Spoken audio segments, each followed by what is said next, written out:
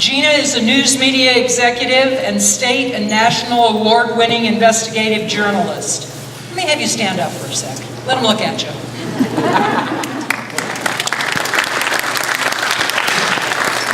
She is the president and publisher of Embarcadero Media Group's East Bay Division. It was my pleasure to work with Gina on the Human Rights Commission. She was an amazing addition to that and was a great loss when she moved to the East Bay. But we've got her back, at least for tonight. I'm going to move right into this. And, well, no, are we going to bring candidates up first, do we decide? We are, by mistake. So let's have our two candidates come up. Noreen Evans, Lynda Hopkins.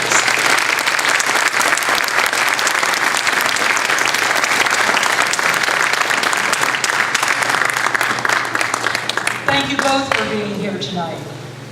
There are a few things that we want those of you in the audience to understand about how we're going to conduct things tonight. And for that, I'm going to turn it over to our moderator, Gina. Thank you, Judy.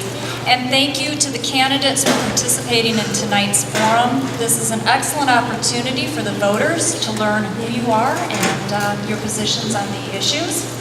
And we are going to start with a 2-minute opening statement from each candidate. As determined by a coin toss earlier, Noreen will speak first. We will then ask questions to which each candidate will have 2 minutes to respond. Our timekeeper, Nick, will signal you when you have 30 seconds remaining with the yellow card. The red card means stop. Candidates can ask for rebuttal and will have 60 seconds. Again, Nick will signal you when you have 30 seconds left. The other candidate will have 60 seconds to respond to the rebuttal. Rebuttal. We have some prepared questions and we'll be collecting additional questions from the audience. If you have a question, please write it on an index card found on the back table or over there, and place the question on this table over there. We will ask as many questions, audience questions, as we have time for, but please understand that we will not be able to ask every question. We may, in the interest of time, consolidate questions on the same subject, though. After the questioning period, each candidate will have 2 minutes for closing statements. And as determined by a coin toss previously, Noreen will start that too. And please, out of respect for the candidates and others, let's agree that all audience members be polite, attentive, and as quiet as possible. No cheering, booing, distractions, or other outbursts, please. Okay, let's get started. Noreen, 2 minutes for an opening statement. Thank you. Thank you very much to the Rotary Clubs for hosting this debate. Thank you, Gina, for moderating, and thank you all of you for coming out tonight to hear both of the candidates. I want to start out just by talking a little bit about who I am. I found my purpose very early in life. In fact, when I was about 6 or 7 years old, when my parents took me to see To Kill a Mockingbird. And I announced at that time that I was going to be a lawyer, just like Atticus Finch. And I decided at that very young age that I wanted to advocate for people who cannot advocate for themselves. For children, for the disabled, for seniors, for women who particularly at that time, in fact, this is the early 1960s, I was told I couldn't be a lawyer because I was a girl. I wanted to advocate for disabled folks, for people of color, for people who cannot buy themselves a seat at the table of power. My purpose in running for supervisor is the same as it has always been, to advocate for the people I've just described. And during my decades of public service, I have never wavered from that purpose. I believe that this represents our West County values.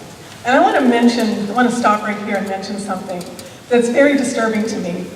On my way over, I saw one of Lynda's signs marked "Deface." And I'd actually heard about this on my way getting in the car here. That does not represent our West County values. And I want to be real clear. There is no place for that kind of thing in this discussion. We have a lot of issues to deal with. It's been my privilege to represent those West County values for 2 decades, both in local government and in state government. I have fought for foster kids, I have fought for the environment, I have worked for community separators, for urban growth boundaries, to protect our river, and to protect our coast. Now I'm asking you for that opportunity to represent those West County values at the Board of Supervisors. 2 minutes goes by fast. Thank you. Thank you, Noreen.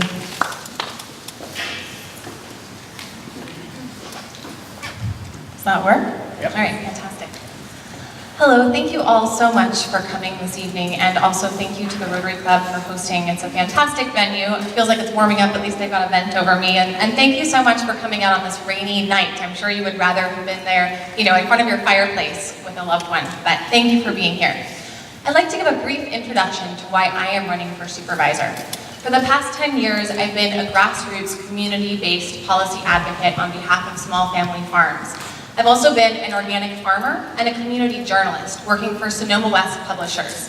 And when I covered land use and agriculture and county government as a community journalist, what I saw was there was an on-the-record story and there was an off-the-record story. And so often there was a tremendous disparity between those two things.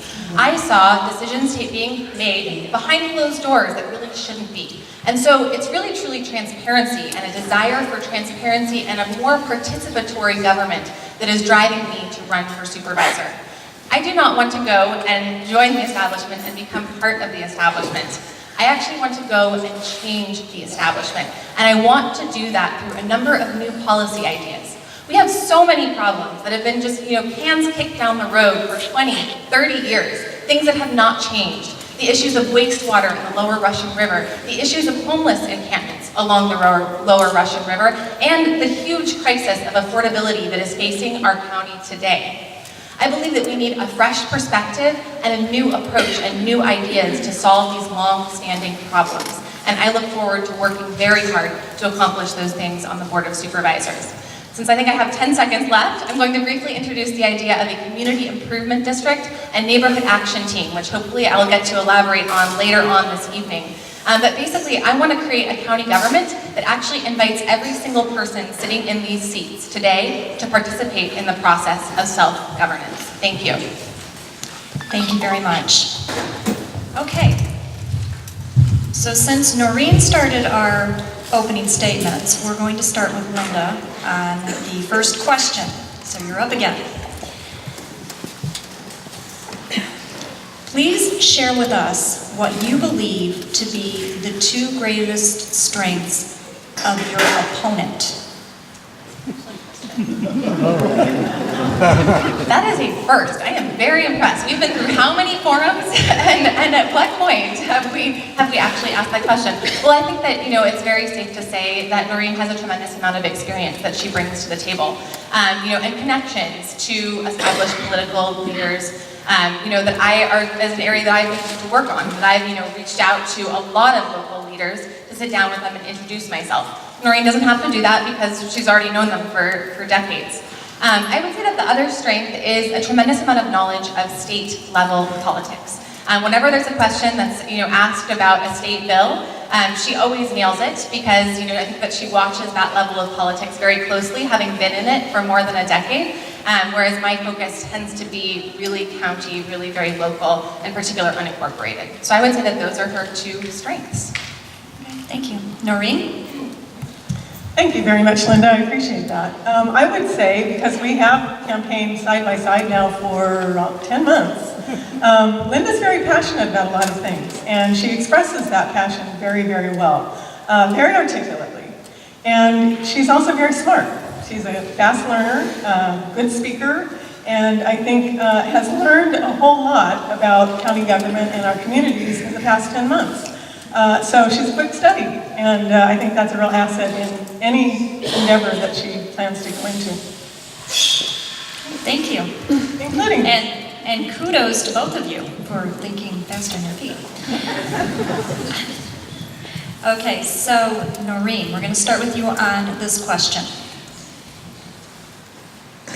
Demand for affordable housing has reached unprecedented levels in Sonoma County, but there has been little support for modifying, quote, community separator, end quote, boundaries to allow for increased residential development outside of city limits.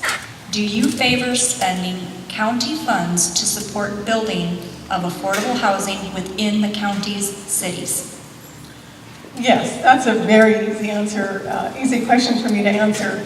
When I was in local government for 11 years, both on the Planning Commission and on the City Council in Santa Rosa, what we did was countywide develop a vision of city-centered growth. That's why we adopted urban growth boundaries for every city within the county.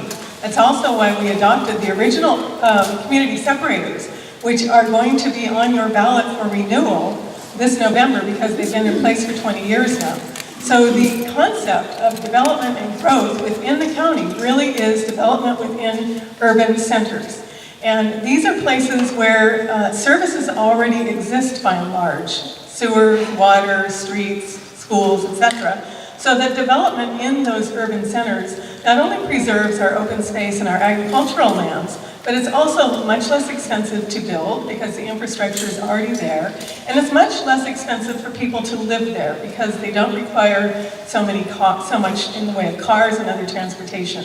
So that's the vision that we established many, many years ago. That's the vision I continue to have for this community because this is how we avoid becoming like San Jose and Santa Clara that just grew wall to wall and lost all of their agricultural spaces and their farms and their orchards. And we don't want to do that. We made that decision many years ago. So I look forward to continuing to work on that to make sure that we preserve our ag lands, preserve our open spaces, and we concentrate our urban development where it belongs. Okay, thank you. Well, I don't think that you're going to get too much disagreement between the two of us about the tremendous need for affordable housing. So my answer is obviously also yes, and a very heartily stated yes. But I think that more than just city-centered development, what we really need is transit-oriented development within the city envelopes. One thing that I had the opportunity to do as part of my master's program was to actually study land use planning policies and transit-oriented development around North America. I actually started in Tijuana, went up the coast to Canada, across Canada, down the eastern seaboard, and saw some shining examples of how to do this correctly. I actually did that, by the way, without ever getting into a car once. It was entirely on buses and trains, so it was quite an experience and adventure in and of itself. But what I saw there was ways of creating mixed-use, live-work communities along transit lines. And I think that we have a tremendous opportunity to do that with the SMART train coming. And so I really do feel that it's, of course, city-centered, but it's also transit-oriented development. And in addition to that, I would say that, it can't just be that. We also need to start looking for some outside-of-the-box solutions for unincorporated Sonoma County as well. I'm very adamant and staunch about protecting our agricultural areas and our open space, so we do not want to develop those. But there's actually a program that's been introduced in West Marin that's known as Junior Second Units. And that actually allows us to subdivide existing housing stock. So for instance, there are about 30,000 underutilized bedrooms in the 5th district, meaning you have a single person or a couple occupying a 3 or 4 bedroom house. You can drop in a wall, add a kitchenette, and pop out an additional entrance and exit, and suddenly you have a duplex where before you only had a single family home. This offers an opportunity to create affordable housing that would address some of the crises that we're facing, where we have people commuting from Lake County to Bodega Bay, which adds traffic, it's an environmental degradation with greenhouse gas emissions. And so I think we also need to look at, how can we create infill, very targeted infill, no additional development, but you're actually utilizing the existing building envelopes. Thank you. Okay, thank you.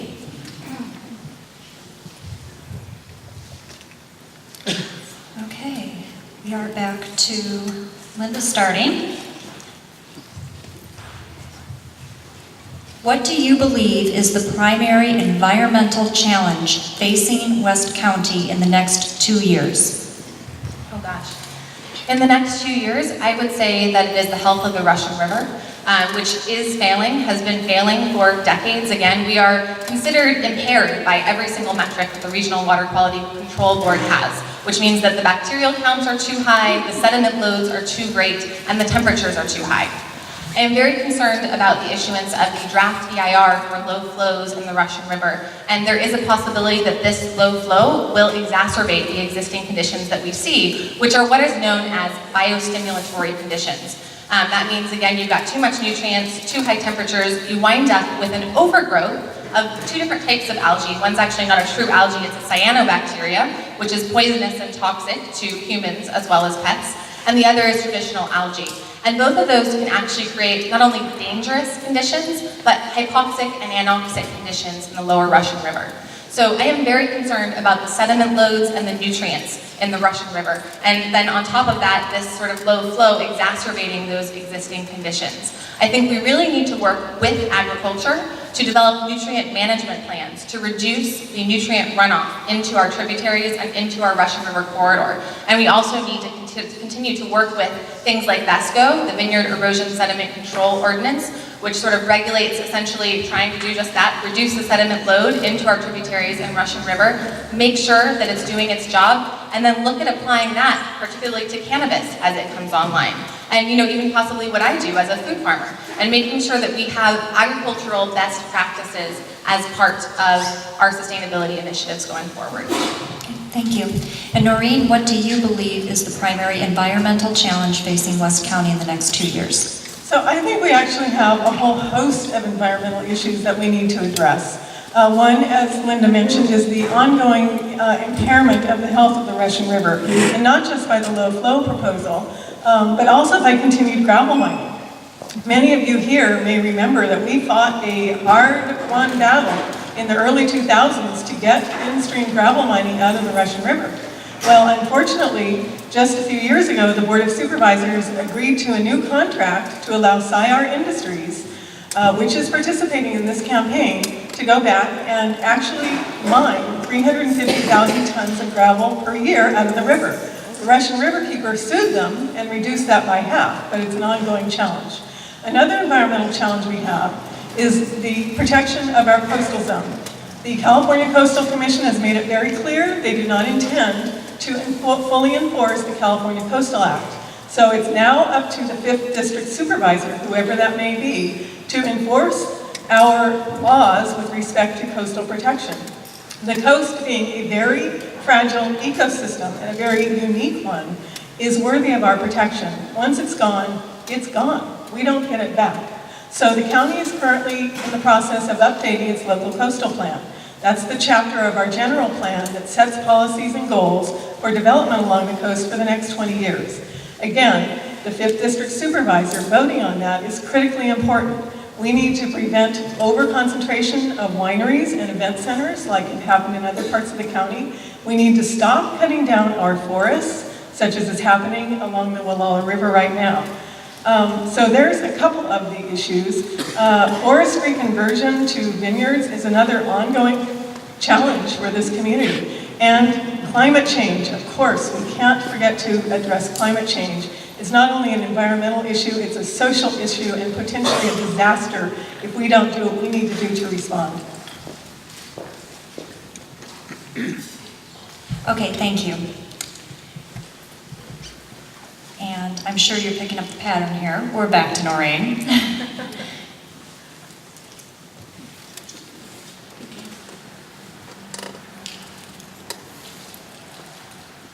Okay, we talked about smart.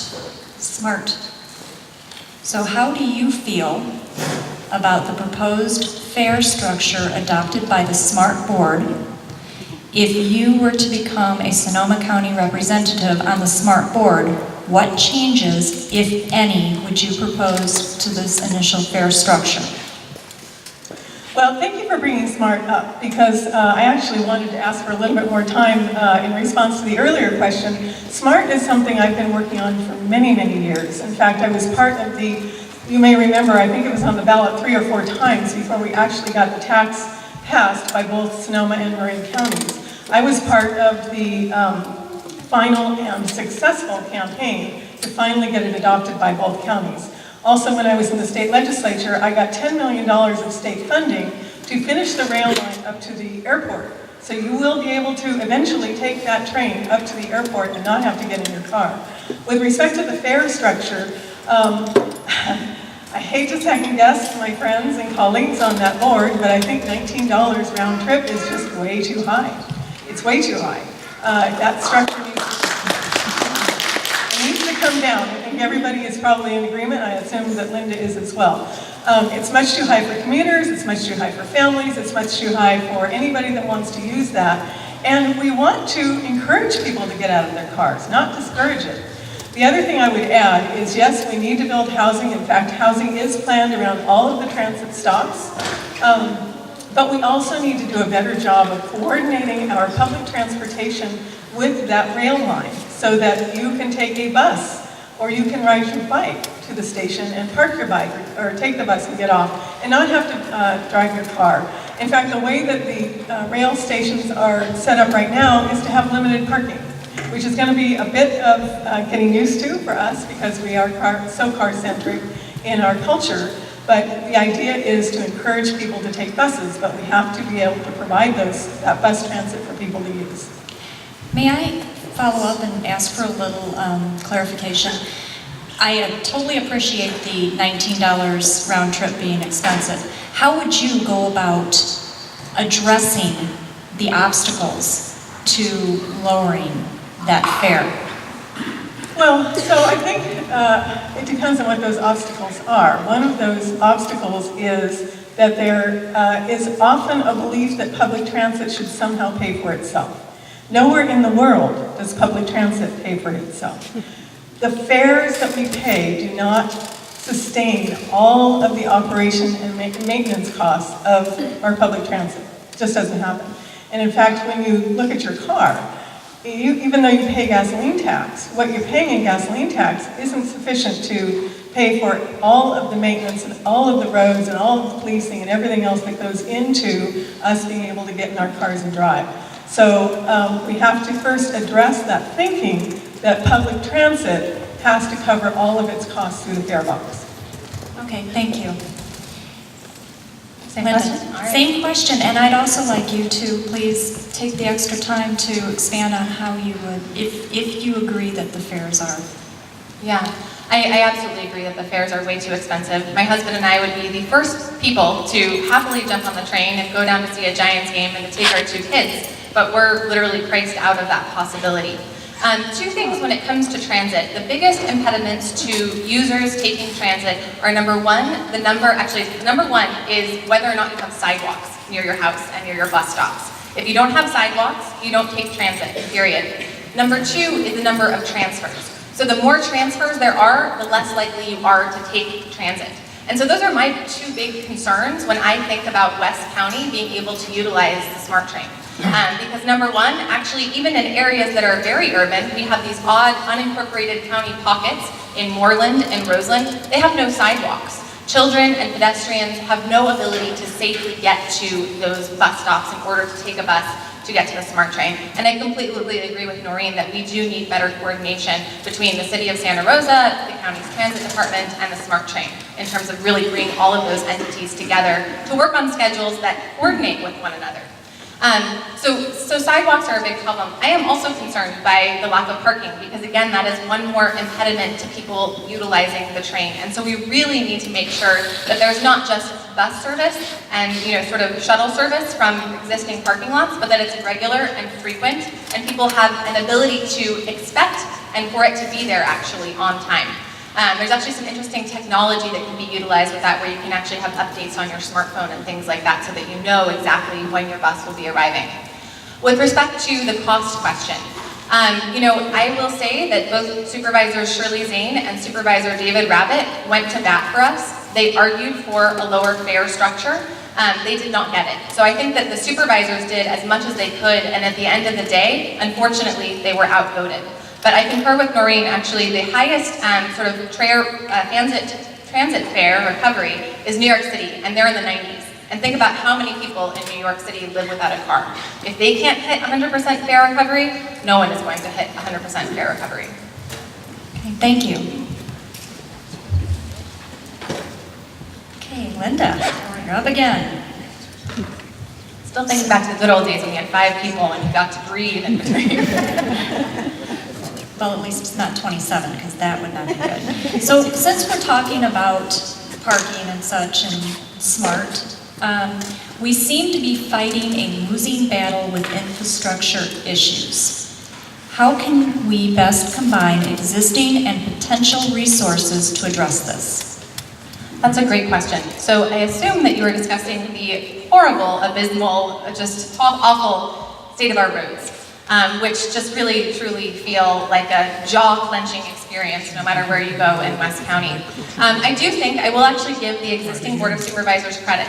They have allocated money from the general fund to increase road repairs. And not only have we put more money in roads in the past few years, actually since SOS Roads was formed, but we're also chip sealing and maintaining those roads. So there's about 40 miles of chip seal actually approved this year. So we're working on maintenance as well, which is fantastic. I support continued funding and allocations from the general fund. I actually will co-opt an idea from one of those other 3 candidates who didn't make it through the primary. I think Marion Chase had a fantastic idea, which is to put a tax on rental cars in Sonoma County by the mile. In my mind, one of the greatest sources of revenue that we have in this county comes from the tourist industry. And quite frankly, I don't think that we're getting enough of that. People don't come up here because they're coming up here to pinch pennies and quibble over a few cents on a bill on their rental car. They come up here because they want to enjoy the Sonoma County lifestyle and the beautiful environment that we have all worked so hard to preserve. So in my mind, the more revenue that we can capture from tourists, the better. So that means potentially a rental car tax by the mile for non-Sonoma County residents, as well as increasing the TOT, or transit occupancy tax, which applies to all overnight stays in Sonoma County. That includes hotels, B&Bs, Airbnbs, all those VRBOs, all of those sorts of things. If they're operating legally, they're paying into the TOT revenue stream. And I would like to use both of those existing revenue streams to, one new and one existing, to work on the roads. Okay, thank you. Thank you. Sonoma County roads are a disaster, and I think we all agree on that. What happened was, in the Great Recession, in order to balance its budget, Sonoma County actually decided to stop maintaining the roads and even identified some roads they were going to simply allow to crumble back into gravel. And I was walking precincts in Bodega Bay just a couple of weeks ago, and I actually encountered some of those roads that are literally crumbling into gravel. So we now have a deeper hole to get out of than we otherwise would have, because Sonoma County simply did not maintain them. I agree we need to bring the chip seal program back. It's a very cost-effective way of maintaining the road surface so we don't have to rebuild it. But I have proposed something entirely new. And that is, under the Medical Marijuana Regulation and Safety Act, the state of California gave counties the ability to regulate and tax medical cannabis. I don't propose to do this for the kind of medical cannabis that someone produces for themselves. But when we regulate and we tax the commercial production of medical cannabis, I believe we should use some portion of that tax revenue to pay for fixing our roads. Secondly, the Adult Use of Marijuana Act will be on your ballot in November. It is polling at something like 60% across the state. So this is an entirely new industry that Sonoma County will be able to regulate and again tax. And I propose that Sonoma County use some portion of that new tax revenue, and it stands to be quite substantial, although it's really impossible to get any hard and fast numbers out of anybody. But Sonoma County is already one of the biggest producers of cannabis, like it or not, in the state of California. So this is a potentially large source of revenue for Sonoma County. And one of the impacts of that industry is going to be on our roads. And so it makes a lot of sense to use some portion of that tax revenue and commit to bringing our infrastructure back into modern standards. Can I have a rebuttal to that? Yes. Wonderful. I would just like to say that, one of my concerns about the legalization of cannabis and looking at it as a cash cow is that those dreams might very well go up in smoke, ha ha ha. That basically in Colorado, actually, after legalization, they expected tremendous tax revenues. It came in at about 50% of what they projected. And currently, the way that this sort of system is structured, it's looking like the state could very well take the lion's share and leave us essentially with leftover crumbs. And that I don't really feel that our roads are going to be what is most burdened by the cannabis industry, but rather public safety and also environmental mitigation. And so my first concern for how are we going to spend cannabis tax revenue will be to address the impacts directly of cannabis, which include impacts to public safety and impacts potentially to our riparian corridors, looking again at things like nutrient management plans. Do we have runoff that's going and poisoning our river? So, thank you. Thank you. Noreen, would you like to respond? Just briefly, the experience in Colorado, Oregon, and Washington has not been that they haven't gotten any tax revenues. It's been extremely successful, and they have been able to reinvest in their infrastructure, which is something California can do as well. Now, I would certainly not suggest that we take 100% of this revenue and put it to our infrastructure. There are a number of different impacts, including social impacts, drug abuse issues, police issues, law enforcement, environmental issues that will need to be addressed as well. That's why I say we should take some portion of that. But this is an entire community conversation that we're going to have, and we're going to have it fairly quickly. Sonoma County is really behind on this. If this initiative passes in November, it takes effect very quickly, like next year, and we had better be prepared for this. So we need to have a community-wide discussion on what we can develop as far as a consensus, as far as how we regulate, how we protect our communities, and how we tax. Thank you. So I think we started with Lynda last time? Okay, thank you. So for this next one, now that we've talked about, is it, okay, I apologize. Noreen, I'm having trouble keeping back and forth. Can you imagine me with 7? How do you suggest that we improve, and in some cases create, responsive emergency services in the unincorporated areas of the 5th District? Yeah, that's a very timely question, and it's an ongoing challenge, particularly with firefighters who are first responders. And there's a couple of issues to talk about here, and I don't think we can do it justice in 2 minutes. One of them is housing.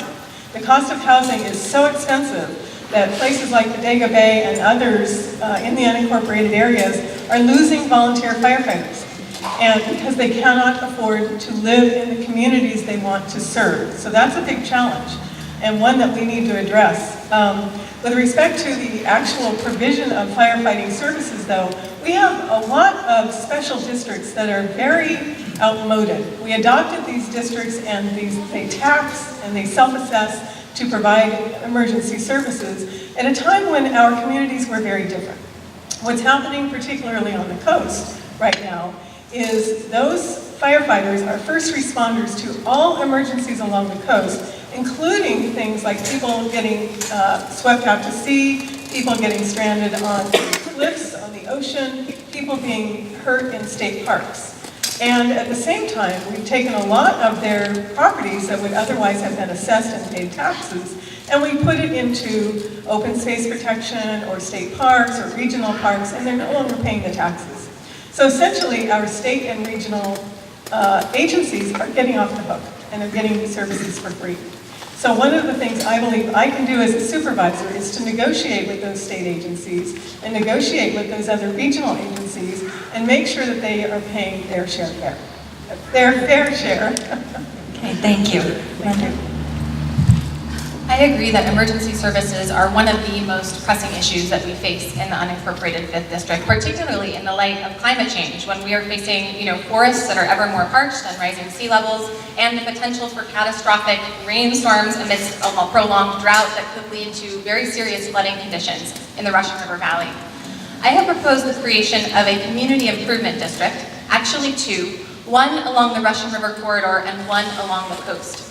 I believe that these districts would help provide additional funding to support our existing fire departments, and then also to bring the community together to work on things like ham radio and CERT programs, which are essential for our unincorporated 5th District communities.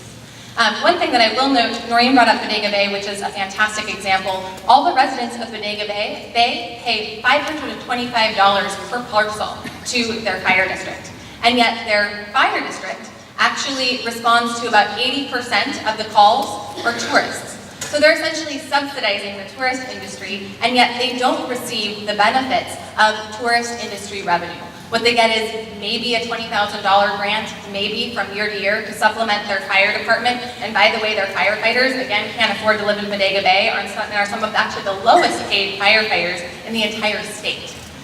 So we really are kind of hanging on a precipice here. And I feel that we are essentially one disaster away from realizing how thinly stretched our fire departments are. I think it's very essential that we pursue additional funding sources, again, from TOT revenue, that could provide funding mechanism for these community improvement districts. And we would actually, for the first time, empower the Russian River Corridor and the Sonoma County coastline to come together with their own funding and make their own decisions, which could be, again, to support not only their fire districts, but also things like ham radio, CERT programs, or more sort of isolated community-based approaches. Okay, thank you. Don't go far, Lynda. All right, just really stay out there. To follow up on that, please share with us your feelings about Sonoma West Medical Center. That's a great question. I would say that my feelings are very much of concern for the long-term solvency of the hospital. I think that it's in a very precarious place right now, and so I would say that it's with a mix of, hope, sort of with the new management decisions that they have made, and yet, reservations for what could possibly happen. They're facing a tremendous gap. They were losing about $1 million a month. And they do now actually have a plan, a line item budget for how to close that gap. So I think that we're all sort of in wait and see mode right now of, I would say, hopeful apprehension. And I would consider myself in those people who are rooting for the hospital while being very concerned that it may not make it in the long term. I do feel that emergency services and urgent care are very, very important in West County. And when you actually look at sort of the overarching map of hospitals in Sonoma County, we actually have, if this hospital closes, a pretty severe lack of beds. When Sutter moved, they actually came up with about 50% less beds than they had at the old facility. So we actually wind up somewhat under-bedded as a community. It's a funny word, but so that's a concern of mine. Another concern actually is back to the town of Bodega Bay. Bodega Bay paramedics are the only paramedic service, which is the only invasive life-saving service in a vast territory along the Sonoma County coastline. They can get in and out of Palm Drive or Swimsea in 45 minutes from Bodega Bay to Sebastopol and back, because it's a no-wait ER. If they have to go to Memorial in Santa Rosa, that can take 2.5, 3, even 4 hours. And for those hours, the Sonoma County coastline is without any kind of invasive life-saving personnel. And so that's a tremendous concern of mine. And I really do believe that whatever happens to the hospital, we need to look at some kind of urgent care facility or life stabilization facility in Sebastopol, because I think it's important for all of us, and particularly the people who live out along the coast. I would like to expand a little bit on that. Sure. Can you take 30 seconds to tell us how you, as a supervisor, would address that issue? Address what issue? The issue of the hospital. I actually don't feel that it is in the purview of the supervisor. There are elected boards that do represent this interest. And so I actually do think it's a bit of an overreach of authority to try and step in, for instance, and just save the hospital. Things that the county has done include advancing the sort of property tax allocation. All of those are things that I would support. If there's a way that we can, for instance, advance money that's going to be paid to them a few months to sort of help them, that is absolutely something that I would support. But I do think that the hospital needs to, on its own, come up with a fiscally solvent and financially responsible plan. Thank you. Noreen, do you want me to read that again? I think I have it. Okay. Sonoma West Medical Center has been for a very long time a huge community asset to the West County. There's no getting around that. And I think all of us in this room hope and pray that it will be a success. It is governed by its own governing board, as is the healthcare district. It's, in fact, some of the members are up for re-election in November. They'll be on your ballot. But I believe that the role of the supervisor is to work with those elected boards to make sure that we're delivering the best kind of healthcare that we can in West County. Now, the delivery of healthcare services in a rural area is extremely different from delivery of healthcare in an urban area. We can look at Santa Rosa, and we can see, and Petaluma and Healdsburg, and we can see all of the hospitals that are up and down the Highway 101 corridor. The challenge for the West County is how do we deliver healthcare services to the people who live here? Not only emergency medical centers, not only urgent health cares, But in the day of Obamacare now, what we are going to more is more community-based clinics. We have one in Guerneville, we have one in Sebastopol. We need them throughout the 5th District. And we also have an aging population in these rural areas. So we need to have services, both healthcare services and in-home supportive services, which are things I have worked on for many years in the state capitol, for our seniors so that they can, we can enable them to age in place. So we now have more federal and state funding for clinic-based services. I think that the Board of Supervisors can work with the Palm Drive Healthcare District and develop more of those community-based clinics throughout the 5th District. And we should also be looking at more urgent care services, because that's what a lot of tourists and residents need out on the coast and out on the river, as well as the everyday health care and preventive health care that we all need on a daily basis. Okay, thank you.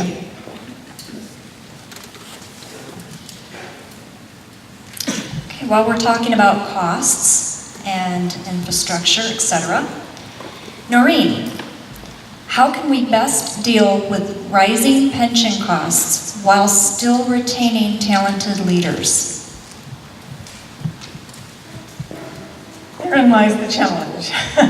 This is one of those issues that I've, again, worked on for many years. When I was in the state capitol, we passed what's called the Public Employees Pension Reform Act in 2012. This did away with the abuses that I'm sure you've all heard of public employees, and it's always high-level manager employees who are able to spike their pensions during their last years of service. They did it by spiking their incomes. They did it by doing what's called purchasing airtime, which is additional years of service that they added to the years they'd already served. And so they could sometimes even retire with salaries, with pensions that were higher than the salaries they earned while working. We did away with that. We capped pensions. We did away with all of those abuses. And all of the studies since then have shown that this is bending the cost curve over time. Now, because of decisions that were made by earlier supervisors, and because of the impacts of the Great Recession, there remains an unfunded liability that needs to be paid off. And Sonoma County has adopted a plan that will pay off that unfunded liability within the next 14 years. And they did this by negotiating with our county employees. And they negotiated with the employees to both reduce their pension costs for the future, but also to have those employees pay between 3% and 5% of their own salaries towards paying off that unfunded liability. And that is being paid off, as I said, over 14 years. Now, this is an issue that we disagree on. I believe that a county employee, a public servant, who is being paid in part by a promise to pay a pension when they retire, has worked for that promise and has earned that promise and is entitled to that promise. It's not something where I think that we should take that away from them once they've retired. In part because that creates a great deal of poverty among our seniors. And hopefully we'll be able to talk more. Thank you. Thank you. I would say that the unfunded pension liability is one of the biggest issues that is facing Sonoma County today. The number is $831 million, or $1,650 for every man, woman, and child alive in Sonoma County today. It is highly unlikely that it will be paid off in 14 years. Why? We have the entire system is predicated on a 7.25% return on investment. I actually have the most recent report here. This is a period ending 6/30/2016 from SCARA, which is the body that oversees the pension fund. So June, overall return of minus 0.8%. Year-to-date, overall return of 1.1%. 1 year plus 0.2%. Then if you look at the longer term windows, because that's important to look at, 10 years plus 5.8. and 15 years plus 6.0. It's all falling very, very well short of the anticipated return of 7.25%. I do not at all want to strip the pensions of the hardworking county employees who played by the rules and who are, the vast majority of them are making between $20,000 and $60,000 a year. That is perfectly reasonable.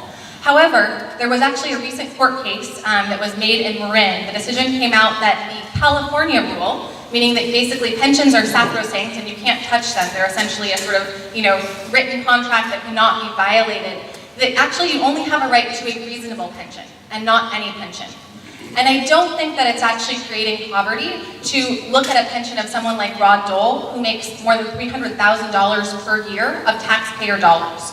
So while I would not at all consider touching the hardworking, completely reasonable salaries, of say $0 to $100,000 at least, I don't feel bad about rewinding some of the salaries of those people who gamed the system.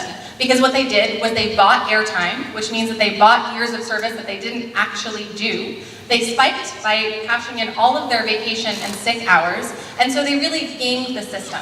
To me, that's not fair, that's not playing by the rules, and it's not an efficient way of spending taxpayer dollars. So Lynda, what would you consider, I think you used the term unfair? Yes. What would you consider unfair? Unreasonable? Yes. Unreasonable.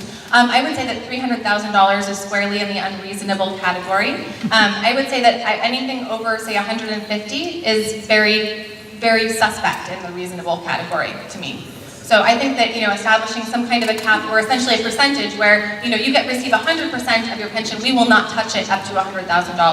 Maybe from 100,000 to 150, you're looking at a 50% reduction. Maybe over that, it jumps to a 75%. So it's essentially graded in that way. And I would also add, I think, are you looking for other potential ways of bringing down the unfunded pension liability?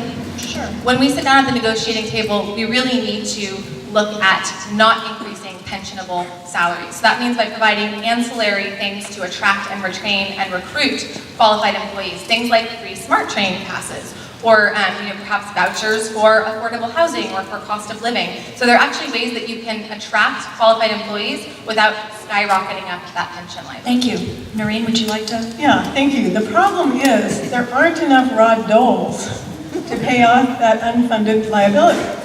And that's why the county negotiated with county employees to pay it off over time. It's already being done. And so I don't suggest that we go back and take away people's pensions once they retire. I would agree on the example of Rod Dole. That's highly, highly abusive and unreasonable. But we took care of that when we passed PEPRA. We stopped that abuse. Now, if you want to go back and open it up as far as a handful of employees, I doubt anybody here would object to that. The problem is there aren't that many of them. And so what we're really talking about is creating uncertainty for a whole host of elderly people that have served our community throughout their careers. And that's something I cannot support. Okay, thank you. Would you like to respond? Is that a rebuttal? Is that still I think you can, well, that was my question, so Okay. yes. You get it a minute, and then you can have a minute if you like. Wonderful. I would just say that I believe that actually we are not going to be paying off the unfunded pension liability in 14 years, and that's what I can give you the whole report. It's not a question of whether or not you love county employees. I think that county employees are fantastic public servants. We need to take care of them. This is an argument about math, and math is not something that you can argue with. The unfunded pension liability, every time we don't hit 7.25% ROI, jumps up by tens of millions of dollars. And I consider it actually a very progressive cause, because we will not have money to fund our social services. And heaven forbid, we actually wind up declaring bankruptcy, then every single contract can be renegotiated. So I say we start at the top, and we also start to work towards shared risk model when we sit down to negotiate with county employees. And I think that's where we differ, is this shared risk model. If you read this report that Lynda's referring to, shared risk is a third tier of pension plan, and it is a combination of a 401k and a defined benefit pension. So it not only will cost the county more money to administer a third tier of pensions, but it also makes it very uncertain what elderly people will be able to retire on, because sharing the risk means the next time the stock market dives, that pensioner is going to pay the cost. And if there's a problem with the rate of return that we are experiencing, the county needs to deal with that in our negotiations with employees and have those employees expect less and contribute more. That's the way we deal with it, not by creating uncertainty for elderly people in our community, because we end up paying the cost. We'll pay it one way or the other. We'll pay it in welfare, we'll pay it in food stamps, we'll pay it in some other kind of service that we have to provide these people that have given their lives to serve our communities. Okay, thank you both.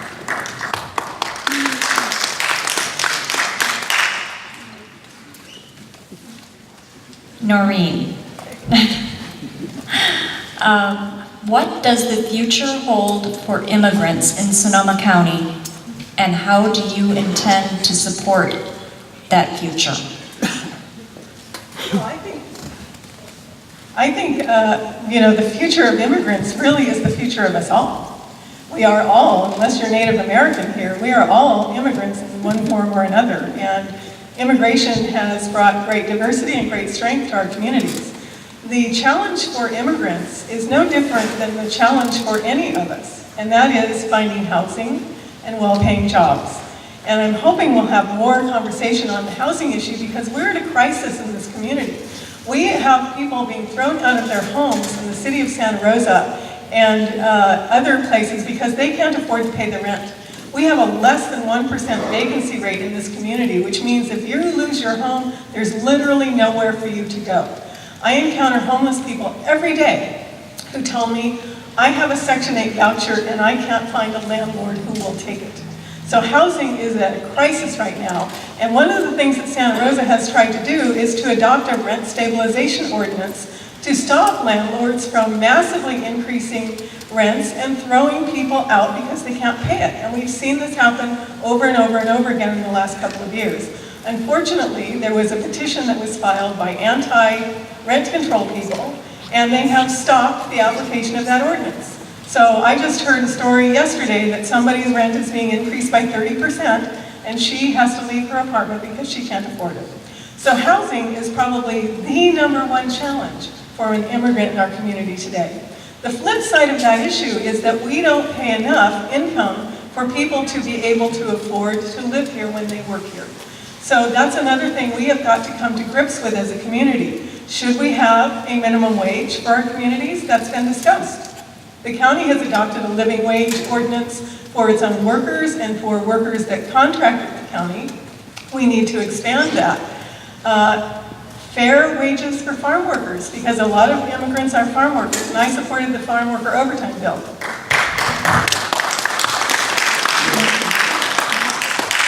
I think that Noreen did an excellent job of covering some of the challenges that are facing immigrants today, and I concur with all of the statements, the policies that she has stated. What I would like to address is what your question asked, which is the future of immigrants. And when I look through and read the Portrait of Sonoma County, which was commissioned by the County of Sonoma to essentially see what life was like in different communities throughout the entire county. And what you find out is sort of not surprising, right? That people who have lower incomes, that communities that have a high percentage of English as a second language residents do not perform as well as communities that have higher incomes and primarily English-speaking households. And in fact, not only is there a tremendous education gap, but there's also a lifespan gap, which is really, really tragic when you think about it. That kids who grow up in a lower income community that, where their parents are speaking Spanish, are probably in an immigrant household, are not going to live as long, and they're not going to be able to go on and pursue the forms of education that will give them career choice. So actually, in Sonoma County today, 53% of our children are failing to read in 3rd grade at a 3rd grade level. If you fail to meet that milestone, you are 4 times less likely to graduate from high school. And unfortunately, this isn't a problem that you can fix in 3rd grade, because by 3rd grade, it's already too late. The gap has already widened. So what I really feel very passionate about is investing in early childhood education. We need to level the playing field from the very beginning. And actually, even before that, we have some fantastic nonprofits in Sonoma County that need more support and more help.